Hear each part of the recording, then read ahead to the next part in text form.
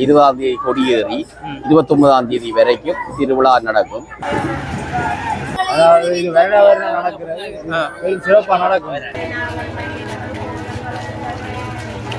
இந்து மக்கள் ஆராதனை செய்வாங்க, முஸ்லீம் மக்கள் ஆராதனை செய்வாங்க. எல்லாம் அவரே எங்களுக்கு ஒரு பாதுகாவலராக இருந்து எங்களை வழிநடத்திக்கிட்டு இருக்கிறார். தேரானது நெருங்கி கொண்டிருக்கின்றது. அதைத்தான் நாங்கள் இப்போது கண்டுகொண்டு இருக்கின்றோம். மேலே சக்தி வாய்ந்த புனிதன்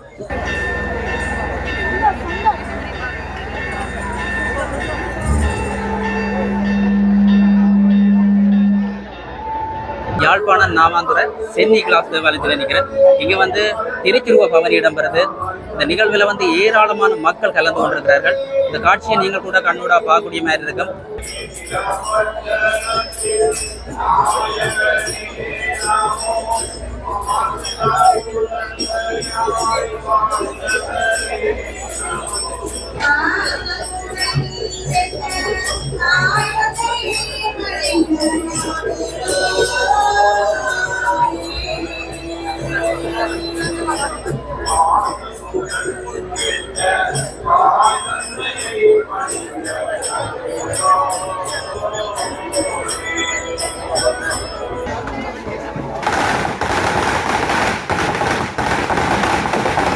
அருள் சிந்து முகங்கான ஓடோடி வந்தோ,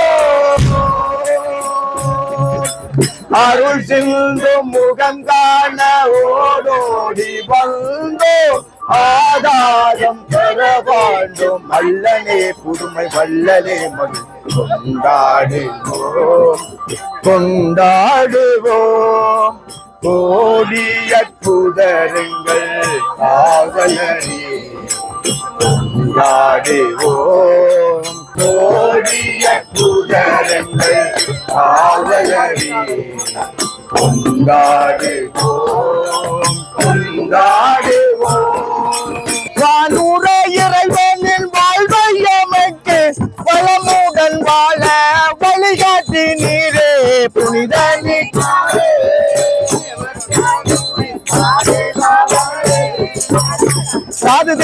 தாது தேதின கதிங்கத்தோம் தடகில் ததிமித்தை ததிலாங்கத்தோம் கிடதறி ததுமித தாந்தென்று தந்தித்தோம் என்று புனிதனி காசே எங்களூதி பாதுகாவலே.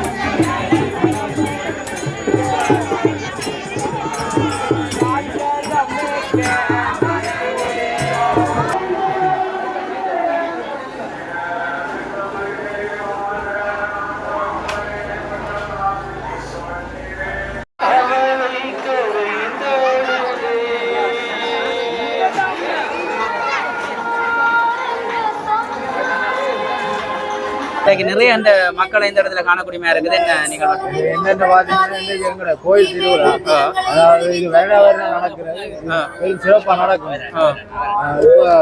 இப்போ இந்த கோயில் இது முன்னிட்டு தேர்ப்பாவணி நடக்குது.